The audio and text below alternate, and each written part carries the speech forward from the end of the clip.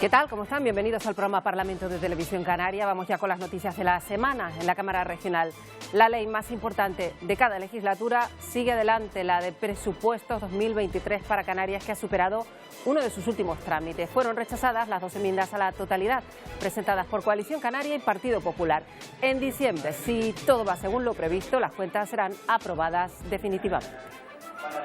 Pero además hubo sesión de control en ese pleno de esta semana donde el presidente y algunos consejeros respondían a los grupos políticos. La oposición se volvió a mostrar muy crítica por no haber podido debatir las razones que, según PP y Grupo Nacionalista, justifican una comisión de investigación del caso Mascarillas. Una comisión que finalmente, tras la votación de esta semana, como era previsible, no contó con los votos suficientes como para poder llevarse a cabo. Y la ley de transición ecológica da sus últimos pasos antes de llegar al Pleno para ser aprobada. Es uno de los grandes objetivos del Gobierno, pero su tramitación ha sido larga y saldrá casi a final de la legislatura. Ya se ha debatido en comisión y luego vamos a escuchar a los portavoces. Y la Comisión sobre Crecimiento Poblacional y Reto Demográfico sigue trabajando, recabando la opinión de expertos. El catedrático de la Universidad Carlos III, Guillermo Morales, ha dicho que Canarias ya ha superado claramente la capacidad de carga y pide, de hecho, que se empiece a elaborar una ley de residencia en el archipiélago.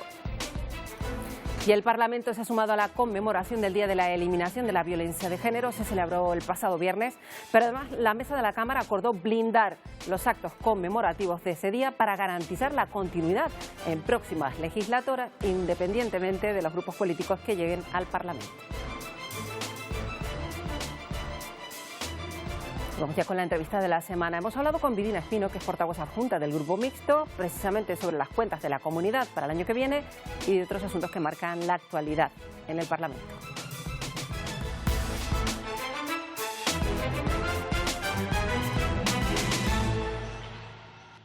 Vidina Espino, bienvenida a las entrevistas del programa Parlamento en Televisión Canaria.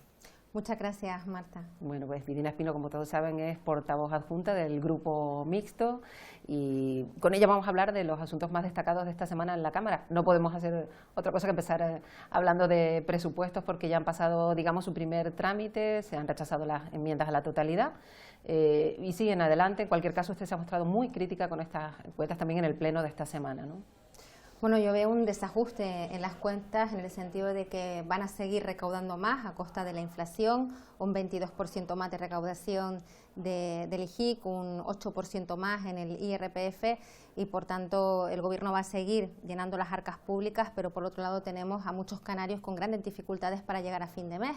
Y luego todo ese dinero que se mete en el presupuesto, vemos que año tras año no se ejecuta en su totalidad. El año pasado quedaron 670 millones de euros sin ejecutar. Entonces lo que yo le planteo al Gobierno es, si saben que hay, sobre todo en materia de inversiones, ese capítulo 6 y 7, que son incapaces año tras año de ejecutar todo ese dinero, lo que tenemos que hacer en estos momentos es medidas de alivio fiscal a las familias, deducciones de impuestos, para bueno, pues que las familias puedan llegar a fin de mes en estas difíciles circunstancias, porque recaudar más no va a servir de nada para mejorar los servicios públicos, porque ese dinero luego no se usa, sino lo que va a hacer es empobrecer todavía más a los canarios y por tanto hay que equilibrar las cuentas y yo lo que le pido al Gobierno es que corrija ese desequilibrio. Precisamente hablaba usted de hacer una especie de alivio fiscal y el Gobierno ha defendido que ese ajuste que ellos planteaban pues viene de alguna manera a eso, a ayudar a determinadas rentas que son las que más lo necesitan, pero ustedes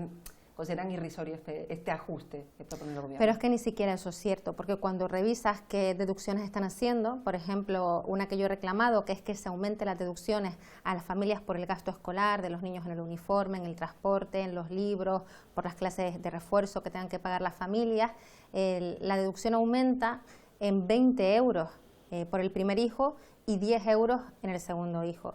Yo creo que eso es un insulto a las familias con las dificultades que están atravesando. Se puede hacer una deducción mucho mayor. De hecho, la deducción actual solo le cuesta a las arcas públicas 5 millones de euros. Lo sé porque lo pregunté por escrito al Departamento de Hacienda.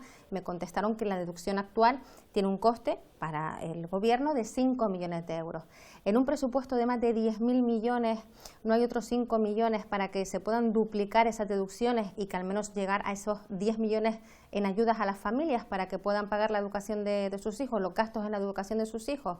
Hombre, yo creo que el Gobierno puede hacer un esfuerzo. Es que solo en la partida que se llama de asesoramiento político al presidente hay más de 5 millones de euros, o la partida de asesoramiento político al vicepresidente, si la sumamos, pues son 8 millones de euros. O sea, van a destinar más recursos a sus cargos y a sus asesores que a la deducción fiscal a las familias para que puedan pagar el gasto escolar de sus hijos.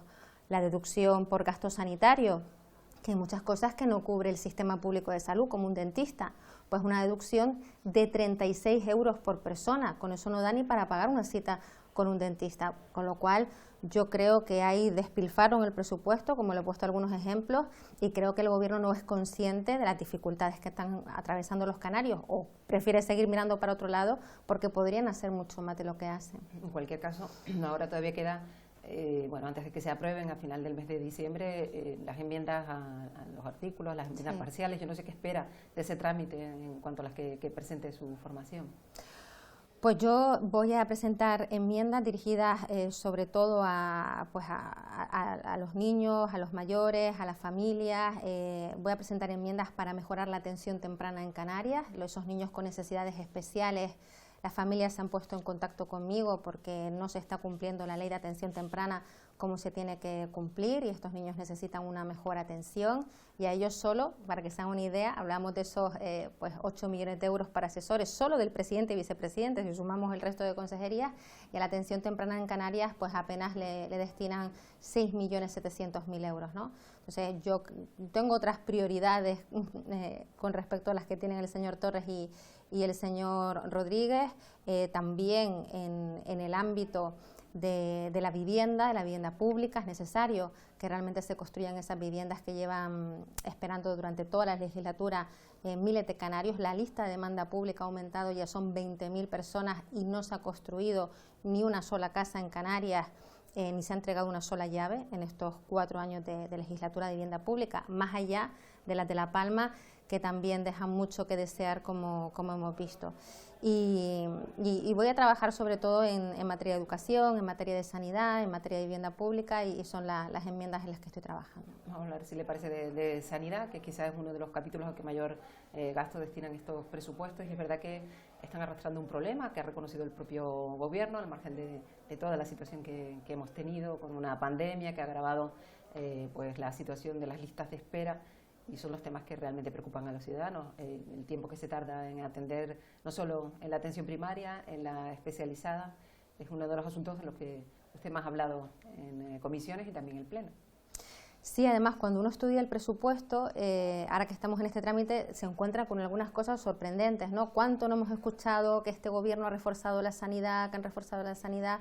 Y luego, pues viendo los números, a día de hoy este año tenemos 1.500 profesionales sanitarios menos que en el año 2018. Eso está en el presupuesto. Comparas el anexo de personal del 2018 con el anexo de personal de este 2022 y son 1.500 profesionales sanitarios menos, con lo cual ese refuerzo en la sanidad no existe. Eso podría explicar, además de, pues sabemos las consecuencias de la pandemia, el por qué han aumentado las listas de espera en Canarias, las listas de espera en quirúrgicas en un 7%, por ejemplo, porque ahora tenemos que esperar mucho más y son muchas más personas las que están esperando. Toda esa lluvia de millones de las que siempre presume el Gobierno, vemos pues eso, que no están dando el efecto deseado, y la sanidad es una de esas áreas que no. La sanidad, por ejemplo, dejan sin ejecutar muchísimos millones todos los años, 42 millones de euros el año pasado, que quedaron sin ejecutar en infraestructuras sociosanitarias. Esos son nuevos centros de salud, nuevos equipamientos médicos, los hospitales, que hay que equiparlos mejor, más camas para poder también tener para los pacientes. Todo eso es dinero que no se ha ejecutado, ¿no? Entonces vemos como fondos hay, pero no se acaban de ejecutar, o se llevan a cabo políticas que van en detrimento de la salud de los ciudadanos. En el hospital Dr. Negrín me alertaban de trabajadores del hospital recientemente de que, por ejemplo, las operaciones de cáncer de mama, de tumores de cáncer de mama, se habían suspendido por las tardes, cuando eso estaba ayudando precisamente a hacer intervenciones lo antes posible en una enfermedad tan grave, ¿no?, que puede llevar incluso a perder la vida si no se diagnostica y si no se opera a tiempo. Entonces, Sí que es verdad que el Gobierno de Canarias tiene que hacer una reflexión y sobre todo en el ámbito sanitario, ver por qué hay más recursos, pero qué está pasando con esos recursos que no están dando el resultado que los canarios esperamos y deseamos, ¿no? Bueno, ya que estamos hablando de sanidad, y aunque esto no sea estrictamente sanitario, sí que el famoso caso Mascarillas ha sido también noticia en el Parlamento, en el anterior pleno extraordinario, pues la Junta de Portavoces se habían reunido para solicitar que se viviera, aunque sea en el pleno de esta semana, un debate sobre las razones que la oposición considera que son suficientes para que se creara esa comisión de investigación, que ya daban por hecho que probablemente no saldría adelante, pero sí que querían que por lo menos se hablara de las razones. Y también han criticado, lo hacía usted también en rueda de prensa, el hecho de que no se les haya permitido, cuando menos, debatir, ¿no? Sí, todo lo que está pasando con este caso Mascarillas es muy increíble, ¿no? O sea, la Fiscalía Europea, el juez dice que sí, que esta compra se hizo imputando los fondos a fondos europeos, el coste a fondos europeos, y el Gobierno sigue sin aclarar esta cuestión. Yo se lo pregunté al vicepresidente del Gobierno y parece que están tratando de confundir con cómo se pagaron esas mascarillas. El Gobierno tiene mucho que explicar porque hemos conocido también un informe de la Audiencia de Cuentas que está en manos de la Fiscalía, que lo que indica es que el caso Mascarillas, esos 4 millones de euros que se estafaron al erario público con unas mascarillas que estaban falsificadas, podría ser la punta del iceberg, porque ese informe dice que hay 40 millones de euros que se hicieron en compras que no pasaron por el Consejo de Gobierno, como obliga la ley. También indica que hay, por ejemplo, en el Hospital de la Candelaria, 6 millones de unidades de mascarillas que también no se podían utilizar y que es un material que está ahí almacenado. No sabemos si en otros hospitales de Canarias también tienen un material inservible por el que se pagó muchísimo dinero. Pero es que lo más grave es que se creó en ese momento de crisis un comité, una comisión de crisis integrada, entre otros, por el presidente Torres y el vicepresidente Román Rodríguez, y se supone que era para tomar las decisiones de emergencia y no existen actas de esas reuniones, no se sabe. Yo le preguntaba en el pleno al señor Rodríguez, bueno, quién tomaba las decisiones, quién decidía o cómo se decidía, con qué empresa se contrataba, cuánto material se compraba, a qué precio, y no hay respuesta, porque ni siquiera existen actas de esas reuniones, no se asume ningún tipo de responsabilidad. Y esto yo creo que es muy grave, por eso pedíamos esa comisión de investigación, confiando por supuesto en el trabajo que también tiene que hacer la justicia. Pero más allá del caso Mascarillas, que es lo que está investigando la justicia, hay otras muchas cuestiones que yo creo que tienen una responsabilidad política y que aquí nadie ha aclarado. Bueno, hay más cuestiones que preocupan a los ciudadanos, que tienen que ver con, y hablamos de la sanidad y también esa inflación, que es casi tema de conversación diario para todos. A todos nos está costando llegar a final de mes, mucho más las familias que lo estaban pasando en una situación, además en la que Canarias, pues buena parte de la población se encuentra en una situación de dificultad, y quizá es una de las principales preocupaciones que se atisban para el año que viene y para este final de 2022, ¿no? Sí, por eso a mí sinceramente me enerva de alguna manera ver todos esos millones que no se ejecutan, ¿no? Porque si por lo menos se ejecutaran, pero es que no se ejecutan, y luego que se dé la excusa de no, es que no podemos bajar los impuestos precisamente porque nos hacen falta recursos, pero es que no es cierto, deja cientos de millones cada año sin invertir en absolutamente nada. Los ayuntamientos y cabildos también gobernados en este caso por PSOE y Nueva Canarias, en Las Palmas de Gran Canaria, en el ayuntamiento 130 millones de euros sin ejecutar el año pasado. Cabildo de Gran Canaria presume de tener 400 millones de euros en los bancos, ya no decir el despilfarro de dinero en fiestas, congresos con funcionarios pagados con el erario público, 500.000 euros en San Bartolomé de Tirajana, con hoteles 5 estrellas y demás, que invitaron a funcionarios en los que acudieron también algunos diputados. Y todo esto me parece una vergüenza y me parece una falta de sensibilidad y empatía absoluta con esas personas que peor lo están pasando y con esas familias. Recordemos que en Canarias tenemos a 600.000 personas en situación de pobreza y exclusión social. Y yo creo que en cada medida, en cada acción que toma este gobierno, siempre tenemos que tener muy presentes a cada una de esas personas que tienen esas grandes dificultades. Bueno, una de las cuestiones que quedan aún pendiente y que era una de las promesas de este gobierno es la ley de renta ciudadana, en la que se ha venido trabajando mucho tiempo, ha tardado en salir porque la materia no es fácil, evidentemente, y se espera aprobar antes de que acabe incluso este año. La dependencia ha sido precisamente también otro de los asuntos en los que usted ha trabajado, sí. y la hemos visto particularmente combativa. El gobierno ha defendido que se estaba mal y se ha avanzado con respecto a la situación previa, y ustedes, sin embargo, siguen pidiendo responsabilidades por los retrasos, ¿no?, en atención a la dependencia en Canarias. Sí, yo estoy en la ponencia de la renta ciudadana, estamos trabajando en esa ley que queremos aprobar antes de que finalice este año, y yo en lo que estoy trabajando muchísimo, me estoy dejando la piel en la ponencia porque el gobierno ha presentado una ley, los grupos que apoyan al gobierno, en el que si a los 4 meses, que es el tiempo que dan a la administración para responder la solicitud a la renta ciudadana, si en 4 meses no te responden, automáticamente la ley dice que esa solicitud se da por desestimada.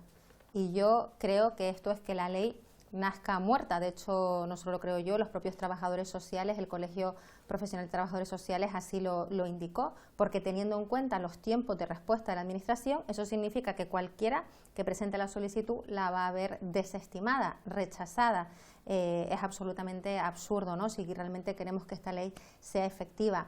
Igualmente hay controversia acerca de que la unidad de convivencia condicione de tal manera el que tenga derecho o no a esa renta. Eso nos ha pasado con el ingreso mínimo vital, muchas personas que han tenido que volver a vivir con sus padres y al no estar emancipados, al no tener una vivienda propia, pues ya como en el conjunto de la familia, la casa que has vuelto con tus padres, pues hay algunas personas que perciben alguna renta o alguna pensión, ya tú no tienes derecho al ingreso mínimo vital. Y eso mismo lo están haciendo igual y se va a aplicar igual en la renta ciudadana, y es lo que desde la oposición estamos intentando cambiar en esa ponencia de ley, que bueno, espero que al final puedan entrar en razón en alguna de estas cuestiones, y si no, pues tendremos que pelear esas enmiendas que hemos presentado hasta el final en el Pleno.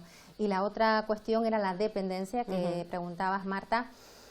Ahí tenemos el problema de que con más recursos, en lugar de esperar menos días, la gente está esperando más días para la resolución de la dependencia. Se está utilizando un sistema que han denunciado las propias familias, que es que dar unas ayudas pues insignificantes, ¿no?, muy escasas, y que realmente no cubren todas las necesidades que tienen esas personas. Y sin embargo, no se ha hecho nada en esta legislatura por tener plazas en centros, plazas sociosanitarias, que es un servicio que sí que se necesita.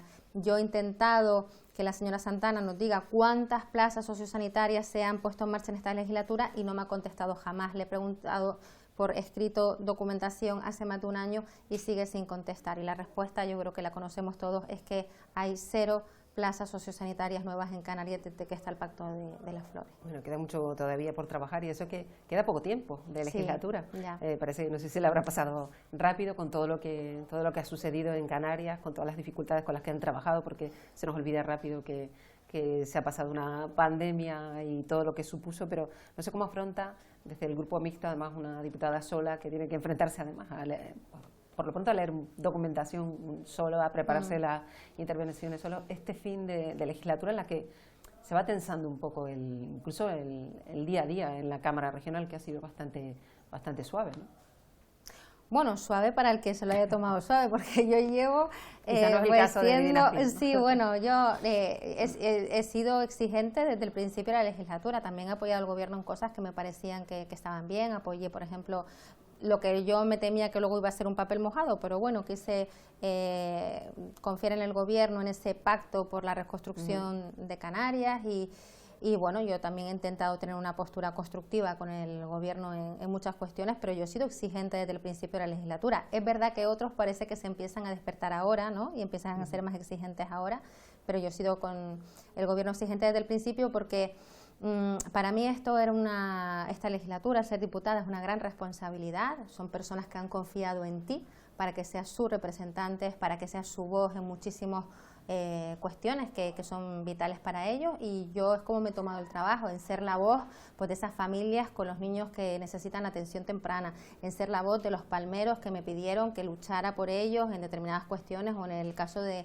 la vivienda, pues he intentado esas demandas de los ciudadanos, esas preocupaciones, esas necesidades, trasladarlas al Parlamento de Canarias, y para mí toda la legislatura ha sido igual de intensa. O sea, ahora ya es el final, pero para mí el trabajo ha sido igual de intenso durante toda la legislatura. De verdad que ahora pues la cercanía de las elecciones hacen que todo pues esté pues impregnado por esa tensión que se mete en todos los grupos políticos. Yo no sé cuál es el futuro político de Vidina Espino. Es verdad que se ha hablado, pues empezó con un partido, luego está trabajando ya desde independiente con apoyo a Coalición Canaria.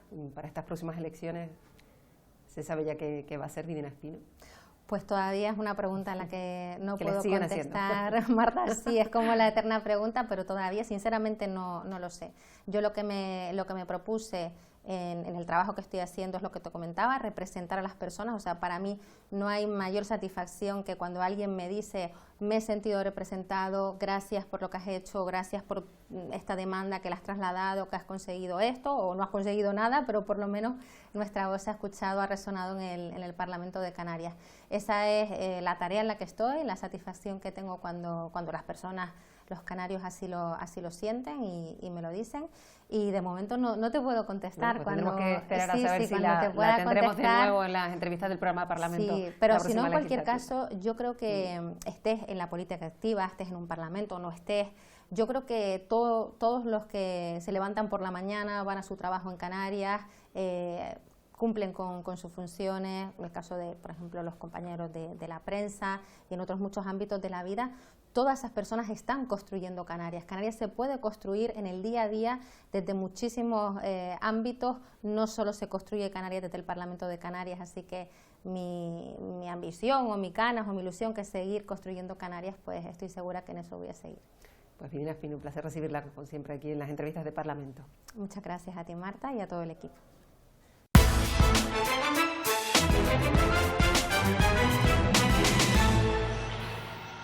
Los presupuestos de Canarias para el próximo año han superado esta semana uno de sus últimos trámites. Han sido rechazadas las enmiendas a la totalidad y ahora se estudiarán las enmiendas parciales. Se llevarán a pleno el 21 de diciembre, día en el que serán aprobadas las cuentas definitivamente. Ni la del Grupo Popular queda rechazada. Ni la del nacionalista. Queda rechazada la enmienda. Ninguna de las dos enmiendas a la totalidad prosperó. Ambos grupos consideran que Canarias necesita una reforma fiscal más profunda, con la rebaja del IGIC, por ejemplo, pero el Gobierno cree que su propuesta solo beneficia a rentas altas y grandes patrimonios. Ustedes lo que quieren es que los turistas no paguen impuestos. Porque los canarios, en la cesta de la compra, en el combustible y en el gas, tienen IGIC cero, señoría. Estamos en las mejores manos, dice usted. Y yo lo comparto. Mire, le voy a dar la razón. ¿Sabe cuáles? Las manos de los canarios, que han aguantado toda la presión que ustedes han ejercido sobre ellos. Está la pobreza, está la inflación, está la gente que no llega a final de mes. Y para eso, lo que nosotros le estamos diciendo es que el Gobierno puede mejorar el presupuesto. En la votación hubo 2 abstenciones. El Grupo Mixto también defiende la rebaja del IGIC. Usted nos ha vendido una rebaja fiscal que es una estafa de 100 millones de euros cuando van a recaudar 500 millones más. La política monetaria no es suficiente, solicitando mayor implicación a la fiscalidad. Por su parte, los grupos que sustentan al Gobierno blindaron su apoyo a estas cuentas. Ciudadanos, en vez de escuchar las enmiendas a la totalidad que se han presentado por parte de los grupos, nos enmendarían a unos pocos. Y les duele porque se les acabó la coartada para imponernos sus políticas restrictivas. Entre aquello, lo que preconizan algunos y lo que defiende este Gobierno, nosotros nos vamos a quedar con el presupuesto de este Gobierno. Unos presupuestos que introducen la mayor bajada fiscal de la historia de esta comunidad en materia de IRPF. El pleno transcurrió con algunos chascarrillos. El vicepresidente, que está ocupado con el móvil, para que de esta manera vea cuáles son las medidas que nos vamos a... Y ahora los presupuestos prosiguen su trámite parlamentario con la discusión de las enmiendas parciales. Y en la jornada primera de ese pleno se celebró la sesión de control al Gobierno con las preguntas de los grupos a los miembros del Gobierno y al presidente, entre ellas las que cuestionaron al propio presidente sobre la viabilidad de la gratuidad para guaguas y también Canarias a partir del año que viene. Pero también el caso Mascarillas centró buena parte de la discusión. La oposición mostró su crítica por no haber podido discutir las razones que les llevaron a pedir una comisión de investigación sobre ese caso. Una comisión que finalmente no se va a celebrar tras la votación de esta semana en el pleno. La gratuidad de guaguas y tranvías ha estado en el foco del debate parlamentario. Torres admitió que requiere esfuerzo. Todas las administraciones nos pongamos a trabajar, los grupos parlamentarios, para que esta medida pueda ser el mayor éxito posible, sabiendo las dificultades que lógicamente tiene. En su intervención, los populares hicieron una propuesta. Que los recursos económicos que se han ahorrado de no bonificar el 100% del transporte en guaguas o de tranvías en Canarias durante este tiempo se pueda destinar para compensar al sector del taxi. Si dicen que apoyan a los taxistas y sin embargo no aprueban los presupuestos para el año 2023, se queda justamente en palabras huecas. Por su parte, Podemos ve inviable la gratuidad sin las infraestructuras como carriles bus-bao. Nos tememos que si estas infraestructuras no están, esta ayuda puede ser pan para hoy y hambre para mañana. Vamos a tener que hacer todos los esfuerzos para que sea una medida justa, posible, porque nada puede ser más frustrante que tener un servicio al que no te puedes acoger. La tensión aumentó a cuenta de la negativa del Gobierno al debate de creación de una comisión de investigación para el caso Mascarillas. Ustedes van a pasar de ser el Gobierno o el Pacto de las Flores al Pacto de la Mascarilla, que es el pacto de que nada se sepa. No dé ninguna lección, porque para ello primero empiecen mirando su joroba. Sobre que Canarias haya asumido la presidencia de la Conferencia de Presidentes RUP, se subrayó su importancia para impulsar, por ejemplo, el Pacto de Asilo y Migraciones. Para esos menores que hay que trasladar a las distintas comunidades autónomas y que desde luego no los podemos asumir solos. Exigir la corresponsabilidad migratoria a través del Pacto de Migraciones y Asilo que pudiera aprobarse en este periodo. Estamos mejor que hace unos meses, pero también tengo que decir que hay amenazas. Por otro lado, Torres reconoció dificultades para acoger la sede de la Agencia de Supervisión de la Inteligencia Artificial. Le pedimos un sobreesfuerzo en la puesta en valor de las óptimas condiciones que brinda Canarias para optar a esta y otra sede. Es verdad que no va a ser fácil. Por último, se puso en valor el acuerdo obtenido para el convenio de carreteras. Que nunca un gobierno de España debió dañar de esta manera a Canarias como lo hizo el gobierno del Partido Popular. Resolver un problema de 1.000 millones de euros. Este miércoles la Cámara continúa el trámite parlamentario de sus presupuestos con la votación de las enmiendas a la totalidad. Muy bien. Canarias se enfrenta a un crecimiento poblacional desigual, pero los datos invitan a la reflexión. Para los próximos años se espera que en Canarias se llegue a los 2,5 millones de personas en el año 2033 y esto puede influir en los servicios sanitarios y en los educativos, un crecimiento que está directamente relacionado con la llegada de población migrante. La capacidad de carga del archipiélago está llegando a su límite. En la Comisión sobre el Reto Demográfico se han planteado algunas recetas para aliviarla.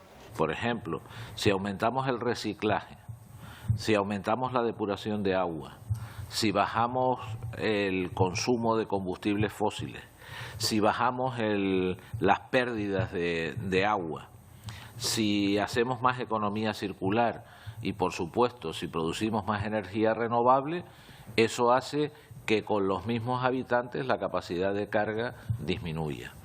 El presidente del Consejo Económico y Social insistió en que el debate sobre el modelo de crecimiento de Canarias no debe postergarse. Además, el catedrático de la Carlos III, Guillermo Morales, pidió a los gestores políticos que tomen conciencia sobre este asunto y que diseñen un crecimiento planificado para Canarias. Tenemos sobrecarga. Eso es un hecho. Nosotros ya hemos pasado hace unos cuantos años el equilibrio frágil entre la densidad de población y el territorio.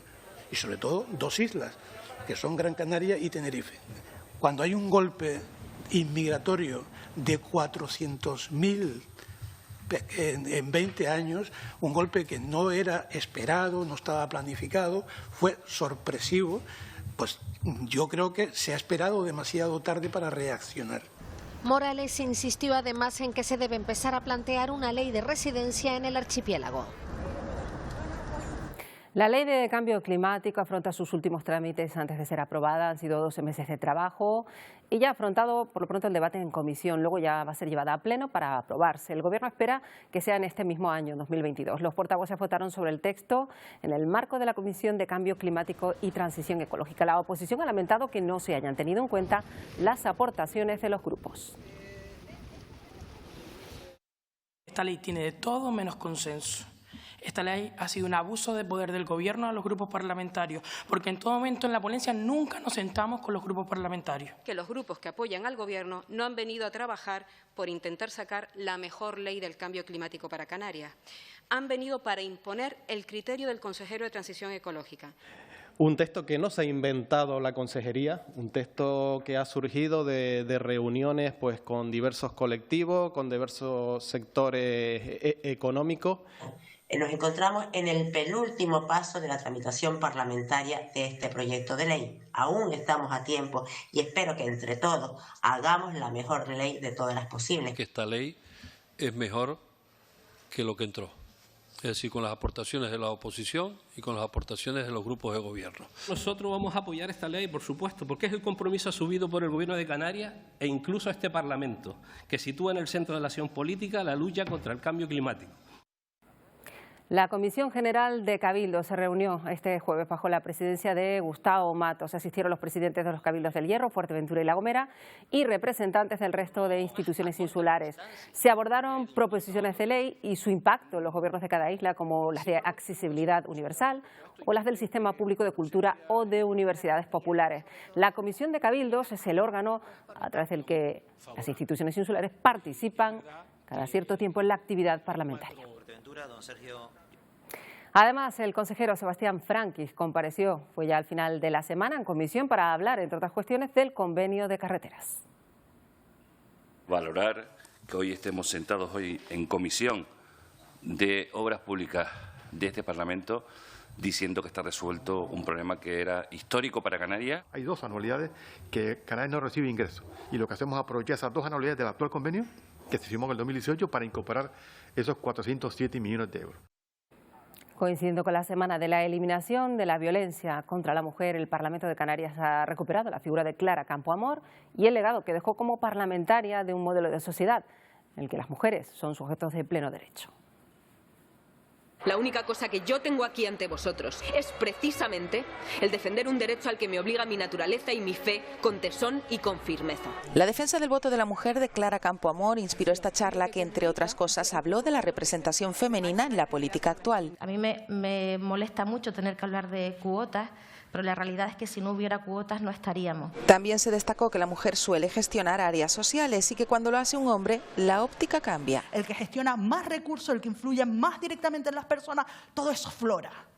Llega una mujer, es que ella sabe de eso. Además, se puso en valor la alianza entre las diputadas que permitió que Canarias fuera la primera comunidad con una ley contra la violencia hacia las mujeres. Por encima de los hombres que estaban representados en la Cámara, dijeron que esta ley tenía que salir. Fue la primera ley, la más avanzada. La perspectiva de género que introdujo la ley propició a su vez un cambio en el enfoque periodístico. Era una aberración, o sea, se hablaba constantemente, por ejemplo, de crimen pasional cada vez que había, y se trataban las informaciones como un suceso más. El reto actual pasa por llegar a mujeres con dificultad para acceder a los medios y recursos. Las áreas rurales en nuestra comunidad autónoma existen y están ahí, y además tienen una situación, estas mujeres, mucho más complicada. En cuanto al ámbito universitario, apenas hay un 15% de mujeres en las ingenierías, precisamente la formación de su rectora. Hay alumnas que levantan la mano y me preguntan si a mí me ponían los exámenes más fáciles. Entonces es fundamental hacer creer a nuestras niñas que tienen las mismas capacidades. El anfitrión de este encuentro fue el Parlamento, que ha pasado de una diputada en la primera legislatura a la 31 que hay hoy. Que siempre lo tienen más difíciles que los hombres, eso es una realidad que todavía existe